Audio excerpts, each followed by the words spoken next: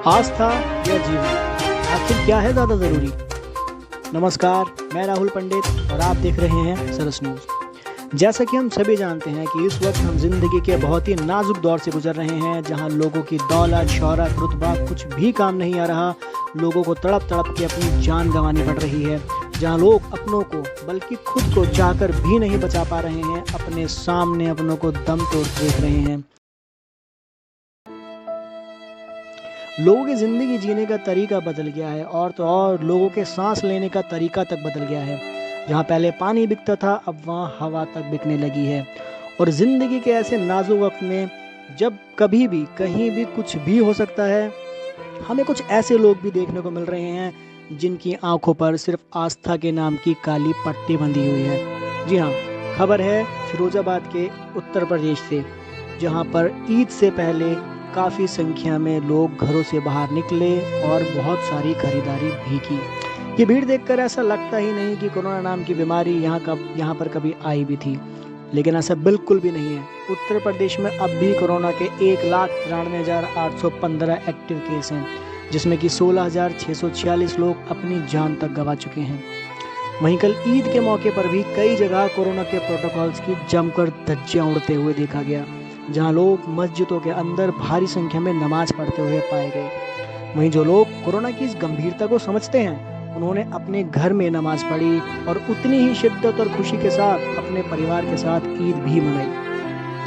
इसके अलावा कल अक्षय तृतीया वाले दिन भी लोगों ने अपने घर पर रहकर पूजा अर्चना की, और ये वही लोग हैं जो कोरोना की गंभीरता को बहुत ही अच्छे से समझते हैं। लेकिन कुछ लोगों ने इसमें भी कोरोना के प्रोटोकॉल्स की जमकर धज्जियां उड़ाई। जहाँ उत्तर प्रदेश में गंगा के किनारे भीड़ होने के साथ साथ इसी भीड़ को गंगा में स्नान करते हुए भी पाया गया। वहीं हाल ही में कुछ दिनों पहले आप सभी को याद होगा कि गुजरात के अंदर जहाँ सैकड़ों महिलाओं ने कलश यात्रा निकालते हुए बलिया देव मंदिर में पूजा करने के लिए इकट्ठा हुई। आपको याद होगा दोस्तों, थोड़े दिन पहले का ये वाकया हम आपको बता रहे हैं। इस दौरान भी सोशल डिस्टेंसिंग की जमकर धज्जियां उड़ाई गई थी। और ये वही गुजरात है जहां अभी भी कोरोना के 1,11,263 एक्टिव केस हैं और 9,039 लोग अपनी जान गंवा चुके हैं। हालांकि पुलिस को जब इस कलश यात्रा के बारे में पता चला तो बाद में 25 लोगों को गिरफ्तार भी किया गया।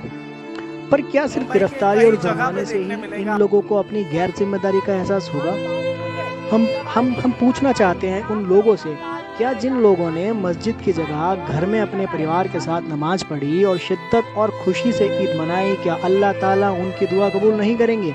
क्या जिन लोगों ने अपने घरों से निकलकर गंगा जी में जाकर स्नान किया, सिर्फ उन्हीं की भक्ति में शक्ति है? क्या भगवान सिर्फ उन्हीं की पूजा को या उन्हीं की पूजा का फल देंगे? या फिर इन लोगों को ऐसा लगता है कि ऊपर वाले की कृपा सिर्फ इन्हीं लोगों पर बनी हुई है कि इन्हें कोरोना संक्रमण कभी हो ही नहीं सकता? लेकिन ऐसा बिल्कुल भी नहीं है, और इसका जवाब हम आपको थोड़ी देर बाद देंगे। ईद हो या अक्षय तृतीया, अब सवाल आखिर ये है कि कौन है ये लोग, कहाँ से आते हैं? क्या इन लोगों के लिए कोरोना सिर्फ एक नाम है? इन दिनों हमारे देश में एक अलग ही माहौल चल रहा है। कोरोना काल के चलते हॉस्पिटल्स की कमी, ऑक्सीजन की कमी, आईसीयू बेड्स की कमी, वेंटिलेटर्स की कमी, और इन सब के चलते सरकार को जनता की बड़ी आलोचना भी सुननी पड़ रही है। और सरकार को जनता की आलोचना सुननी भी पड़ेगी, क्योंकि जनता ने ही सरकार को बनाया है, जिसकी जवाबदेही और जिम्मेदारी सिर्फ सरकार की है। लेकिन सवाल ये है कि एक आम आदमी की जिम्मेदारी क्या है? अपने देश के प्रति, अपने शहर के प्रति, अपने समाज के प्रति क्या उसकी कोई जिम्मेदारी नहीं, उसकी कोई जवाबदेही नहीं? जी हाँ, ऐसे लोगों की कोई जवाबदेही नहीं होती। ऐसे लोगों के नाम पर सिर्फ धर्म और आस्था के नाम की काली पट्टी बंधी होती है। असल में तो ऐसे लोगों को धर्म और आस्था की सच्ची परिभाषा भी ठीक से नहीं पता होती। किसी की भी आस्था या कोई धर्म ये नहीं सिखाता कि अपनी वजह से कोई इंसान किसी दूसरे इंसान की जान खतरे में डाल दे। और जैसे कि ईद और अक्षय तृतीया वाले दिन कुछ लोगों ने ऐसा किया भी। हम आपको ये भी बताते हैं कि ऐसे लोगों की असल में परेशानी होती क्या है।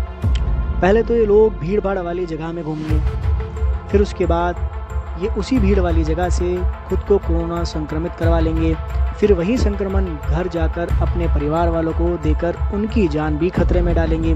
फिर जब उन्हें अस्पताल जाने की नौबत आ जाएगी और जब उन्हें अस्पताल खाली नहीं मिलेंगे या फिर बेड नहीं मिलेंगे या ऑक्सीजन नहीं मिलेंगे, फिर यही लोग और इनके रिश्तेदार सरकार को गालियां देंगे, अस्पतालों में तोड़-फोड़ मचाएंगे, डॉक्टर्स पर अटैक करेंगे।